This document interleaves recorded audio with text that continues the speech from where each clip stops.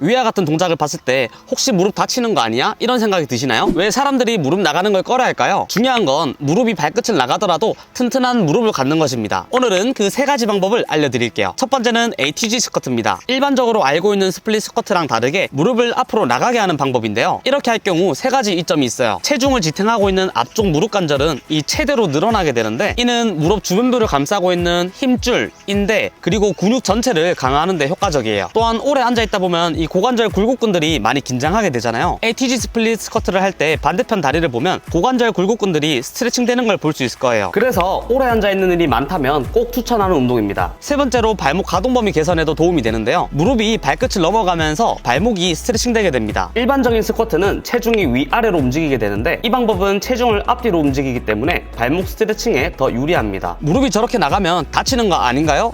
라고 생각이 드신다면 프론트 스쿼트를 보세요. 무릎이 발끝을 많이 넘어가는 걸 볼 수 있어요. 오히려 무릎이 발끝을 넘어가는 형태로 운동이 되어야 대퇴사두근을 발달시킬 수 있어요. 혹은 저희 일상생활을 할 때도 무릎이 발끝을 넘어가는 상황은 엄청 많거든요. 예를 들어서 계단을 내려갈 때도 무릎은 발끝을 넘어가게 되고, 큰 계단이라면 이 각도는 더 커지게 됩니다.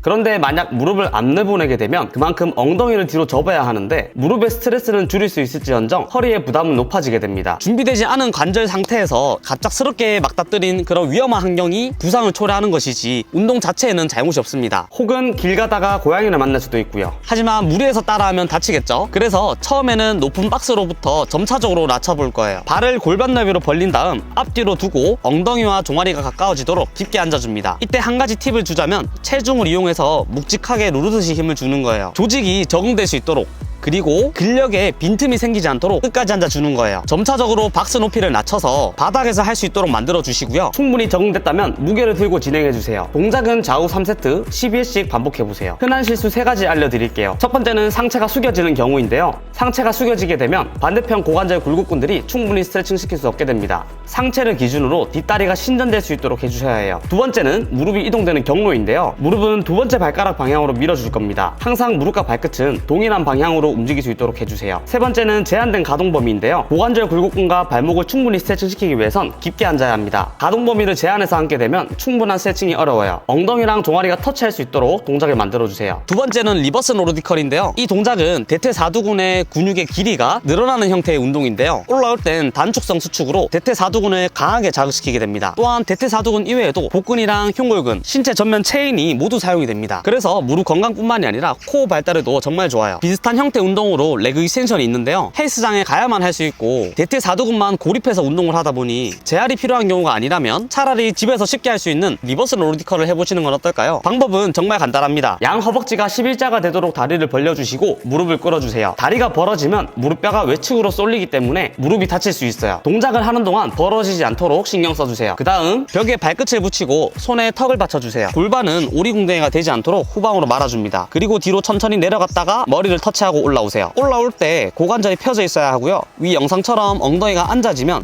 허벅지 전면 긴장이 풀리게 될 거예요. 점차적으로 벽에서 멀리 떨어지도록 목표하세요. 5cm, 10cm, 20cm 이런 식으로 말이죠. 그럼 나중에 머리가 벽 사이로 들어가게 될 텐데, 그때부터는 박스를 이용해서 강도를 조절해 주세요. 45cm, 40cm, 20cm 이런 식으로 박스 높이를 조절해 주세요. 그리고 만약 40cm는 쉬운데 30cm는 어렵다면 손의 위치를 조정해서 강도를 미세하게 조정할 수 있어요. 턱을 받치고 있던 손을 차렷 자세로 바꾸게 되면 난이도가 훨씬 쉬워지게 될 거예요. 두 가지 방법을 추천하는데요. 근비대 그리고 조직이 적응될 수 있도록 4주 동안 3세트 12회 주 2번에서 3번 반복해 주시고요. 그리고 동작의 강도를 올려서 다시 4주 진행할 건데, 벽에서 0cm 12회 반복했다면 앞으로 점점 나가서 6회 정도 겨우 할 수 있는 강도를 찾아보세요. 저 같은 경우 현재 차렷 자세로 12회 반복하고요. 10kg를 들고 5회씩 반복하고 있어요.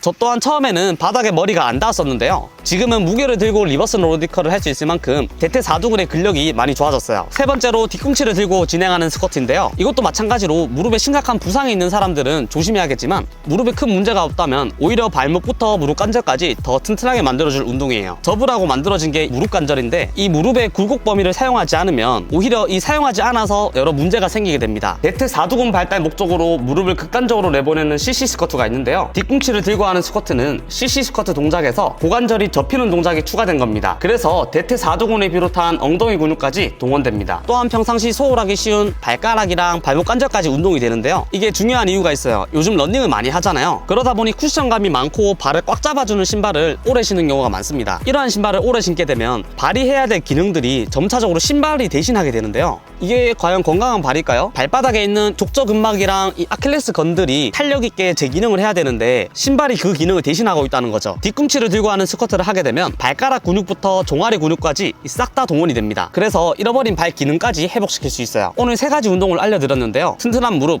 혹은 튼튼한 관절을 얻기 위해서 알아야 할 한 가지 정보가 더 있어요. 인대와 힘줄은 근육과 다르게 혈류가 적게 흐르거든요. 그래서 완전히 적응하는데 최소 6주에서 8주가 걸리게 돼요. 울프의 법칙이라고 하는 게 있는데요. 일정한 강도로 계속해서 자극을 주게 되면 결합 조직이 서서히 튼튼해진다라는 법칙인데요. 이처럼 하루아침에 튼튼해지진 않을 거예요. 일주일에 2번에서 3번, 6주 정도는 꾸준히 진행해야 의미 있는 효과를 볼 수 있을 거예요. 여기서 효과라고 하면 ATG 스쿼트의 경우 40cm로 10회를 할 수 있었는데 6주 후에는 20cm로 10회를 성공할 수 있다거나 리버스 노르티컬 같은 경우에도 처음 운동을 할 때는 0cm로 10회를 겨우 했다면 6주에서 8주 정도 꾸준히 훈련을 지속했다면 이제는 20cm로 10회를 한다거나 말이죠. 이렇게 운동을 통해 점차적으로 관절을 튼튼하게 만들면 쉽게 다치지 않는 몸이 될 거예요. 사용하지 않으면 잃게 됩니다. 쪼그려 앉고 계단을 내려가고 이렇게 할 수 있는 것들도 전부 다 이 무릎 관절이 제 기능을 해서 할 수 있는 거잖아요. 하지만 이러한 기능들도 사용하지 않으면 점차적으로 기능을 잃게 돼요. 이러한 기능들을 잃어버리지 않도록 잘 관리했으면 좋겠습니다. 오늘 영상 여기까지고요. 영상이 유익했다면 좋아요, 구독 부탁드리고